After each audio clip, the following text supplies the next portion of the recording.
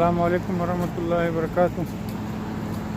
उम्मीद है कि तमाम दोस्त खैरियत से होंगे। माशाल्लाह हमने अभी ये नाश्ता ले लिया है।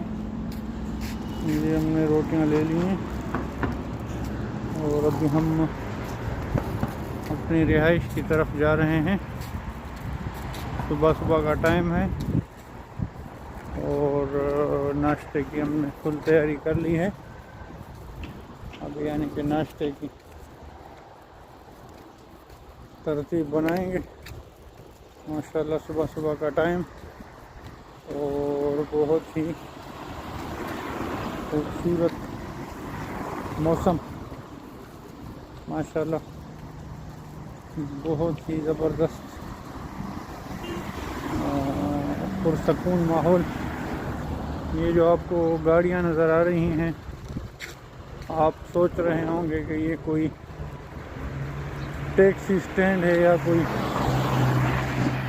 किसी की दावत वगैरह है, लेकिन ऐसा कुछ भी नहीं है।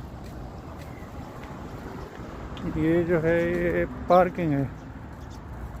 यहाँ पे यानी कि लोगों की गाड़ियाँ हैं और ये पार्किंग के लिए खड़ी हैं। तो सुबह सुबह का माहौल है, लोग जो हैं वो यानी कि आराम कर रहे हैं और ये उनकी गाड़ियाँ हैं। और माशाल्लाह ये सुबह सुबह का टाइम आप देख सकते हैं। ये देखें जी,